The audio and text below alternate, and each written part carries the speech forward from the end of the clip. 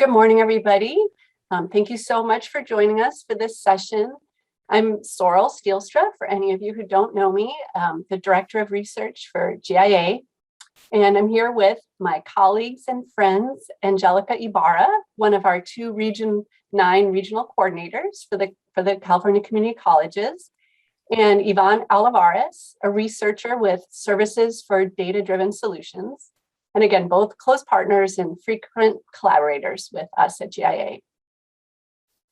We are delighted to have the opportunity to describe an innovative and collaborative research project that we've been working on for the past year and a half, and to now share some, how we're moving forward now with some meaningful and actionable next steps. Next slide. Oh, thank you. Apologize. Thank you. Technical difficulties. So before we get into the details of the project, I just want to give you a brief overview of how it came about and where it fits into some of the other work in the region and partnerships with GIA. A couple of years ago, GIA hosted this same Towards a Shared Vision convening. And one component was a student panel, a live student panel where students shared some of their experiences. And as you all know, and as we were just saying before this event started, hearing from students is engaging, even riveting for many adults who work in the systems that serve them.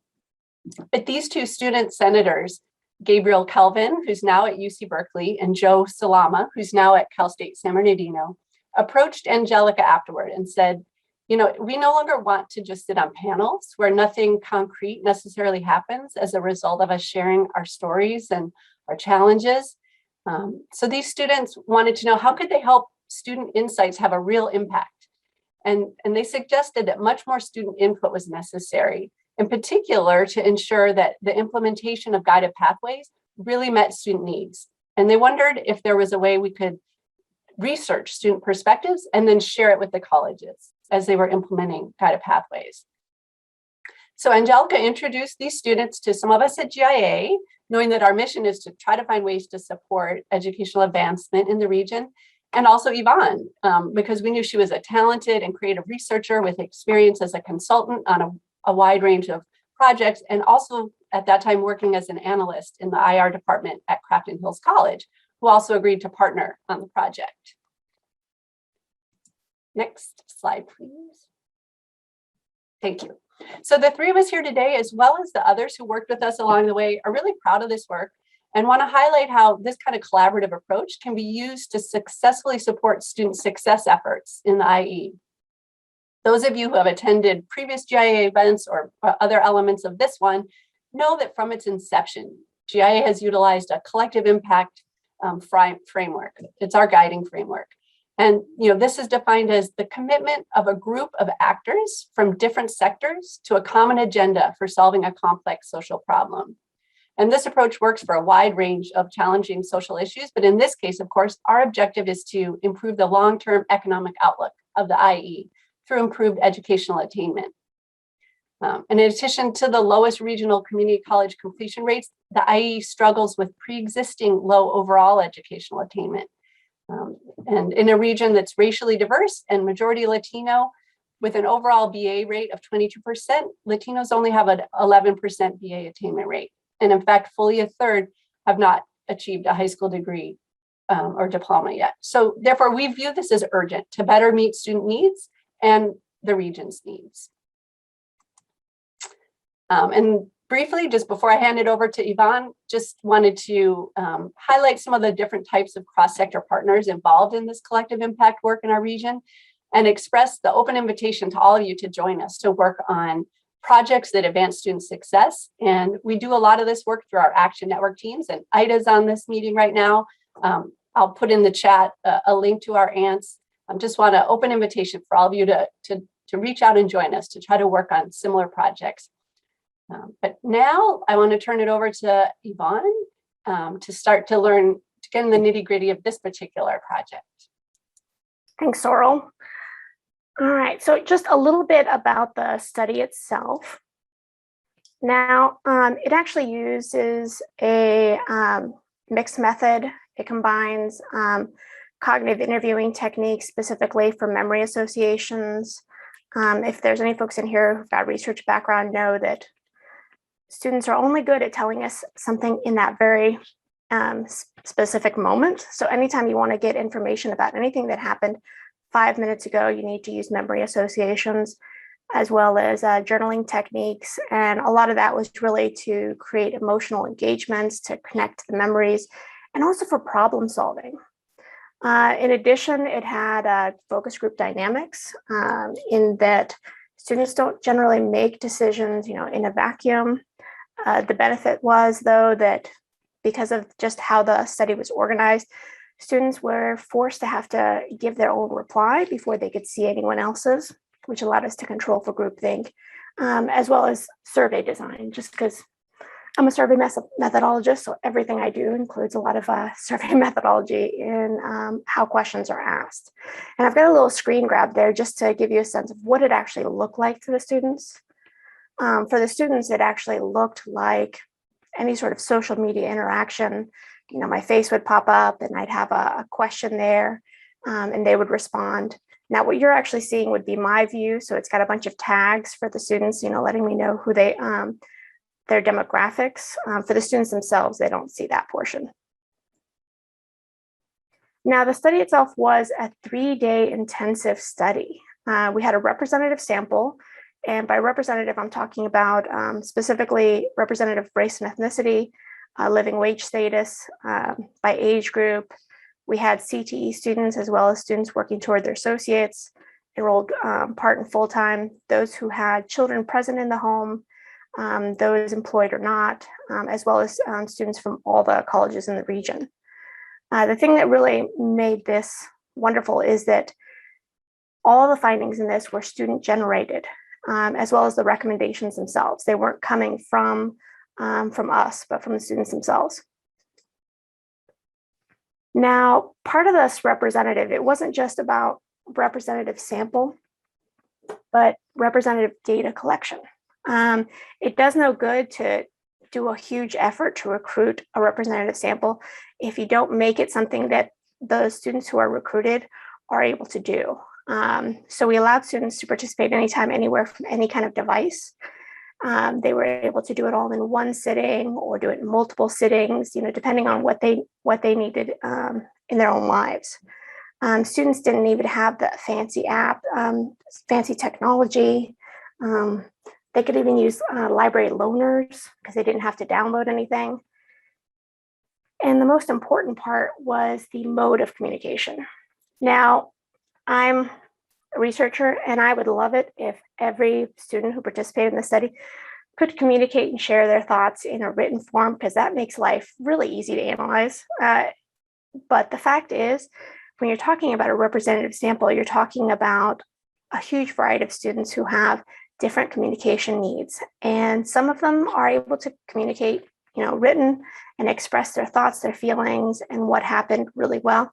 Some students, they're better, providing it verbally. And so they were able to post videos to express their ideas. Some posted screenshots, to actually show, like, look, this is my experience. This is the image I'm seeing. So it really was made to not just allow for representation, but really embrace representative sample. Now, this is really important because, as I mentioned, I'm a survey methodologist. I came from a very sort of traditional research background, but I spent a lot of years in the private sector. And one of the things realized really quickly when I was in the private sector and suddenly being in charge of these projects, that not only were they multi-million-dollar projects, but if they failed, they meant loss of jobs. And in some cases, those jobs could mean like a collapse of economies. And so I started looking at ways to not exclude folks. And traditional studies, when we think about, okay, so we want to get lots of data, the go-to method, the general gold standard that people go to is the focus group. The problem with a focus group, just to give you a sense of how exclusionary they are, is you have to think about who has to be where and when, which means that if you have students who have a job, they're not likely to show up to your focus groups. They've got kids, again, not happening. Are they from an underserved population? Students who are basically, they don't know what's going to happen here. They're going to be afraid to actually show up. I mean, who's going to be there? What kind of questions am I going to be asked? Am I going to be put in an awkward situation? You know, college is scary enough. You know, what's going to happen at this? Which means that when we do traditional focus groups, what we tend to have is an overrepresentation of middle-class students. Now, the study that I designed for the Student Voices, it was specifically designed for journey exploration and identifying solutions. I mean, the students, as Sorrel mentioned, I mean, they really just wanted to share their thoughts. And so for me, I looked at this and I said, you know, well, if what we really want is to figure out what's actually the source of the problem, this is what we want to do. Traditional research, you know, as I mentioned, it's overrepresenting the middle class, which is why it tends to reinforce existing beliefs within colleges. That's because all the problems and solutions are being identified by the leadership. So by administrators, by faculty, by researchers, who were all really well-intentioned. But the fact is, we don't actually know what the student experience is. We can't really speak to it. And so this actually really relied on the students themselves, identifying the source of the problem and identifying the solution.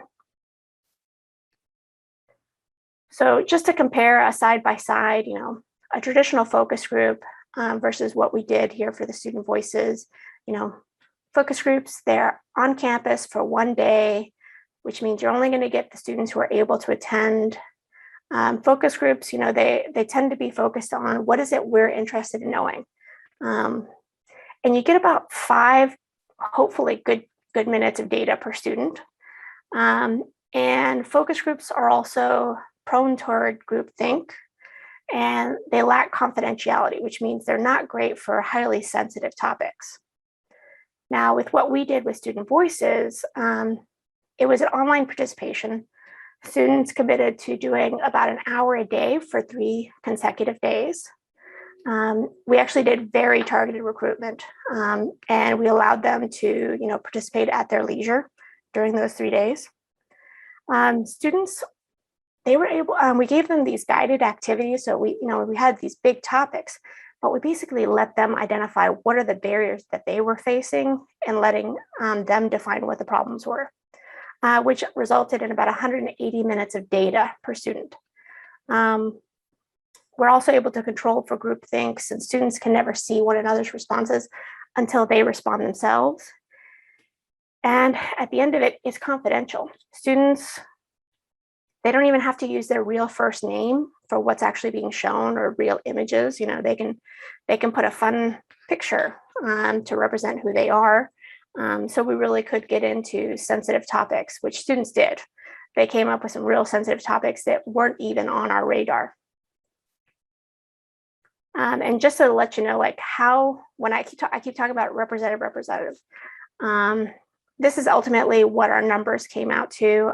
We had about half and half students above and below the living wage who were represented. We also had, 1 in 4 students who were African American, 1 in 4 who were Hispanic. Those 2 are the hardest to recruit in a focus group, and the most likely to no-show. So even when you do all that effort of recruiting them, they're no-show. But because of how this was formatted, it removes a lot of the fear and anxiety, and they can go in and they get to control the situation. They get to control how much they share, which also ends up meaning that they end up sharing a lot more. All right, so I'm going to hand it over to Angelica. Thank you so much, Yvonne. So the students do, the methodology allowed us to capture a richness of information, right? So Yvonne, if you could click over to the next slide for me.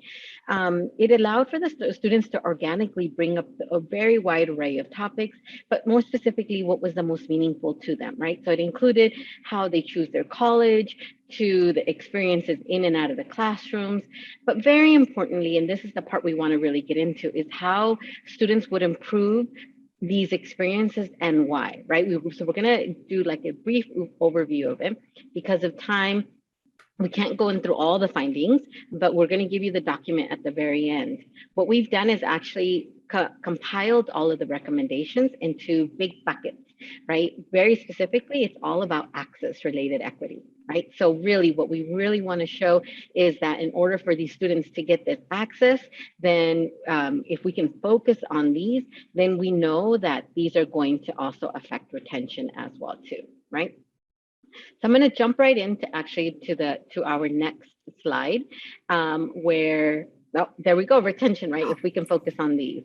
So our first big bucket is going to be COVID-19, right? And before diving in, I want to actually even highlight this blue box that I have over here on the right-hand side. We've included the why of these answers, because understanding the why of the work gives us that additional insight and allows us to better serve our students, right? So very specific, the study found that students didn't respond to the word and the term help.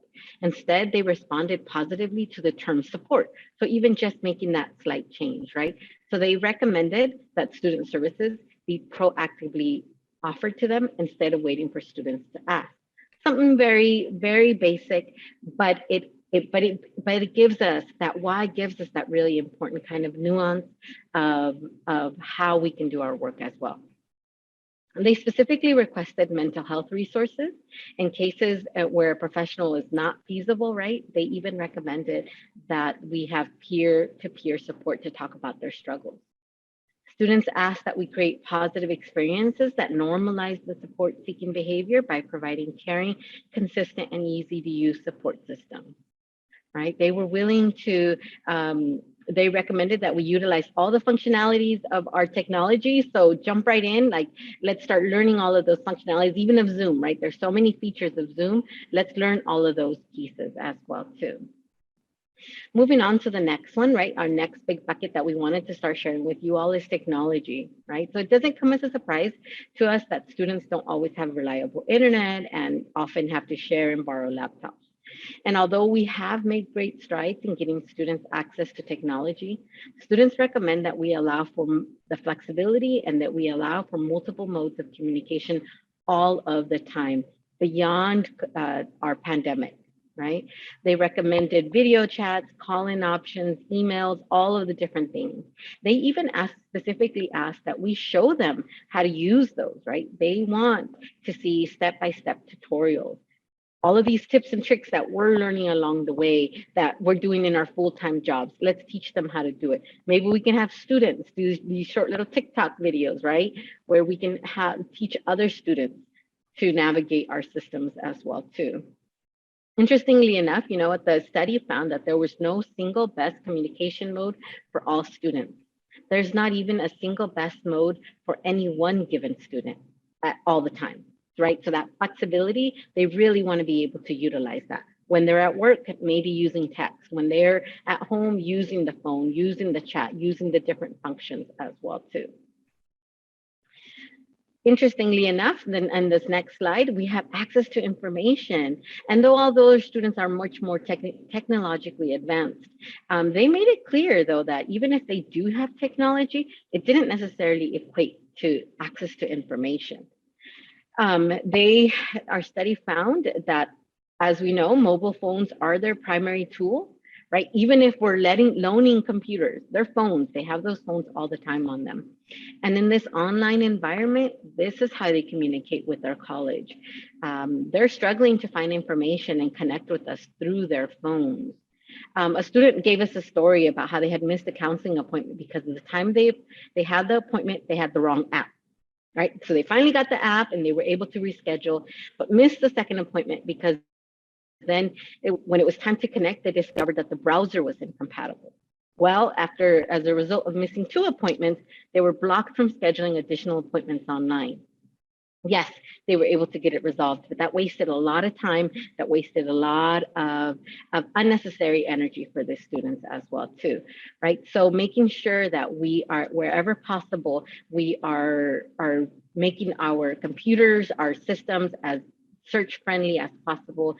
There's even the search engine optimization processes for us to implement onto our systems as well too, right? And so even lower cost alternatives, right? We all know it would be great if we could totally overhaul our computers, our systems, but even if it's just using the same software, the same app, using the same password, the same usernames wherever possible as well too.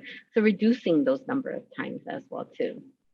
And before I jump into just this last bucket, just as a quick overview, we also realized that what we found was that they all highlighted these knowledge gaps. So Yvonne, if you can go on to the next slide for me. And the students do agree on what they need, but it really highlighted the difference in the urgency, right? So if you can go on to the next slide for me. Actually, you know what? I am going to jump through these slides really quickly because this is a lot of text.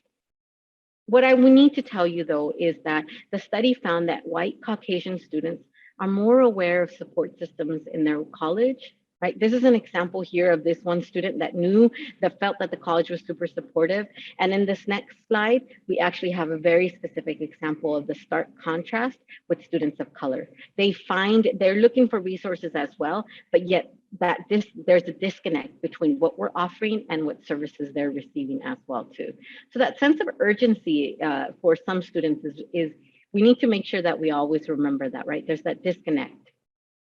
So jumping into this next part here where we have student engagement, again, another example is that, one African-American female student said, I do not feel a sense of belonging, right? She talked about feeling a sense of isolation. And these findings indicate that Black African-American students are more likely to report feeling left out or isolated. Right. And in contrast, Asian American students who are a similarly small group did feel a sense of belonging, despite the fact that they're a similarly small group as well, too. Right. So some of the recommendations that they provided, again, suggesting groups specific to their needs. They gave very specific examples, but then they also talked about the how. They want this information in email, in web pages, campus app. All of those hows is what we really want to focus on. What we're realizing with this is that many of these pieces of how to implement are actually low cost or no cost implementations as well too. So what we are finding is actually in that all of this this information, again, right, if we can realize that some students need more detailed guidance. Yvonne, can I go on to the next slide, please? Thank you so much. And you can do one more click for me, right? We know that equity addresses the unique traits of individuals and how they interact with the world, right? So understanding that urgency as well, too. We will definitely share with you all a document that we have. We hope to be able to build a repository of how colleges are implementing it, because I think very importantly is colleges want to hear the how. They want to hear the nuance of how you all are getting around very specific conditions on your campus. So we will definitely share with you all of these findings, which department needs to be addressing them, how other colleges, and we hope that colleges will be able to add on there how they're addressing those needs, and then very specifically, even how it interacts with guided pathways pillars, student success factors, all of those different pieces. I'm going to hand it over to Sorrel. We're really limited on time, but she has some really interesting piece to go along with this. Thanks, Angelica. So now that you know about the project and some of the key findings, we want to share a process for how you could consider incorporating some of this into the guided pathways work at your own campuses. Yvonne, if you could, thank you. So the purpose of this project is to elevate student insights, help colleges implement sustainable changes that remove obstacles to student success. Next. So this won't be a one-size-fits-all project. Individual colleges will choose to implement a different number and types of changes. However, it's going to be critical that students have input into the decision-making about the process. And of course, the ultimate objective is that these changes are going to contribute to long-term student persistence, transfer, and completion. So here's some information about the timeline and some key milestones of the project. And we'll share an RFP with interested applicants this fall after we've formally secured our funding. So you don't need to worry about writing down anything from any of these details, but I just wanted to give you an idea of what the process will look like. And again, there's great flexibility in what and how these small grants can be used at different colleges. And colleges will receive, support through communities of practice to think through what they want to implement on their campus, depending on the needs of their particular students and the local feasibility of implementation. So once you identify the changes that you think you'd like to implement, you will submit a budget request and narratives to the grant committee for review. And requests are going to have to include the student recommendations being addressed, a description of the activities, and the cost, how the costs were determined, as well as metrics of short-term impact and an explanation for likely contributions to longer-term student outcomes. And we've budgeted at JIA up to $20,000 per college for up to 10 changes. So colleges, you'll submit a timeline for implementation, and with the expectation that once the funding is provided, the change will be implemented within a couple of years, within 2 years. Now, I know this is a lot of information, and some of this might seem a bit abstract. So we also wanted to give you some ideas that might inspire you for possible ways to approach this funding opportunity at your campus. So Yvonne's going to give some examples of small changes with the potential for big impact. All right, thank you, Sorrel. So I'm going to give some examples. These examples were not chosen because they're the right way or the best way, but just because they're a way of doing it. The examples I chose were, I actually chose them because they had some complexities and pain points. And I think it's always good to see some complicated problems with their solutions. And so your college may look at these same ones and go, oh, we've got easier fixes for that. So the first one I want to go through is a low, no cost implementation. And this one was specifically around improving Canvas experience. Angelica talked about, the students and how they really need to have a better online experience. And the way that we did student voices, we actually talked to students just actually week 1 of the pandemic, when students assumed they were going back in 2 weeks, as well as I think it was week 8 or 9 into the pandemic when they realized, oh no, this thing's actually going to be going longer. And the interesting thing we heard in both was the importance of Canvas and having more consistent sort of standardization in it. Canvas in the student voice study, students, that was their highest priority, their number one recommendation. They said, if you can only change one thing, we need Canvas to be more standardized. We need best practices, and faculty needs to be trained on how to use it. The complexity here was that the way that the contracts worked at the college was that we weren't allowed to actually make this recommendation to faculty. And trust me, I tried lots of different ways of saying, like, what if we actually point out, like, it'd say, like, students recommend, and it's like, no, we can't recommend, and tried, like, well, what about the term best practice? And so we ended up coming up against a wall of, this is the most important thing to students, but we're not allowed to say that it's the most important or the recommended. So the solution in this case was the college increased awareness, doing lots and lots of presentations, in-services, meetings with any sort of key stakeholders, looking for potential allies at the college. And the result ended up, and when I say it was a lot of meetings, I lost count. I think it was something like 20 presentations to almost every single department on campus. But the good news was that a lot of the academic departments started creating Canvas templates that faculty could use. They were optional, but they existed, and they were specific to that particular field. The Professional Development Committee started creating trainings and best practices. The college also put together an emergency remote learning task force, who also independently started creating trainings and best practices. And just to give you a sense of, how simple these asks were, it was things like, where the syllabus is, where the new assignments are posted, when are assignments coming due, links to Zoom meetings, the location of group messages.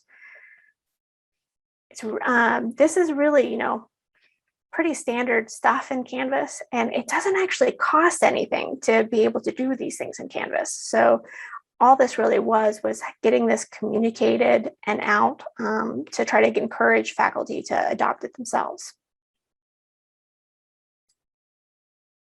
The next example, this one is actually pretty complicated. It actually has some no cost associated, some low cost, and one very high cost implementation.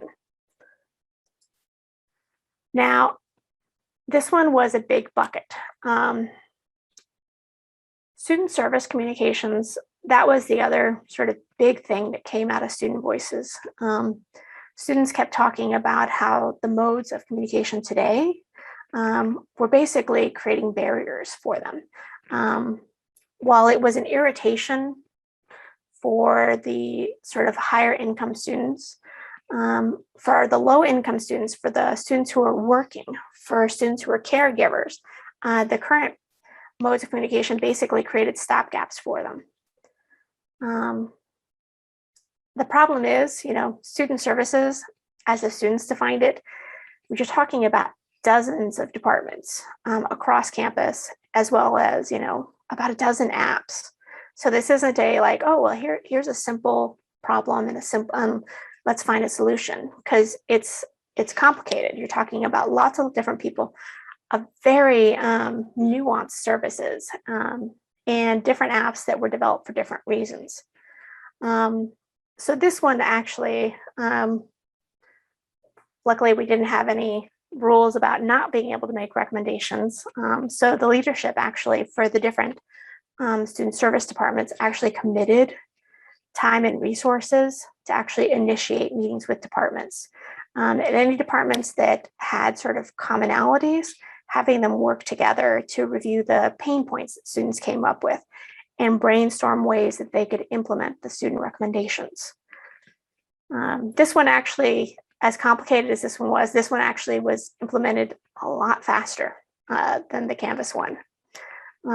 And what we ended up resulting in was they standardized app use across departments, created tutorials for every mode. These were posted on the homepage as well as the individual department pages, switching to Zoom rather than FaceTime. Some departments were using FaceTime, which they were using it as a, well, some students have iPhone, maybe they'd like to do that, but FaceTime didn't really allow for screen sharing and doing all these other functionality. And so if students were like, why am I doing a video call if I can't actually, get the file that the counselor is talking about? Also follow-up emails, with the call or Zoom details. Counselors were super well-meaning. They were putting details of what was going on and posting it into Starfish, an app that's for tracking. We found out that students don't know what Starfish is. Students don't know how to access Starfish. And even when Starfish was pointed out, they were still uncertain how to navigate it. And just having the counselors just sort of copy paste whatever they put in Starfish and pop it into an email makes all the difference. And for some departments, students were allowed to email simple questions. I mean, when you're contacting the library, it's not usually a complicated question. And students ended up giving these wonderful reviews to be able to ask, because they were able to ask these simple questions and get quick answers. And then the last one is extended evening hours for the counseling department. This is that high cost one I mentioned. Some colleges are not going to be able to do this. But in this case, the leadership over that department had committed to doing this. But there are ways that this could have been done without actually adding budget. And it could have been like one day of the week, the work day starts a little later and it ends a little later. So there are ways of doing even that one that's a high cost one without actually, killing a budget for a college. So the thing in all these examples, I mean, we're talking about equity, we're talking about representation, and everything came out to sort of the importance of access to create equity. The thing I'd like to point out, though, is that this wasn't a study about equity. Equity was not even front of mind for us. The only purpose of this study was make sure that it was student driven, that we were talking about things that students identified were topics of importance to them, that it was, cross sector, and that we made sure that the sample was representative, and everything we did was to support maintaining a representative sample. And by doing that, we ended up with a study that was all the results were centered on equity. And the nice thing is, it has a lot of implications for how to improve outcomes for all students.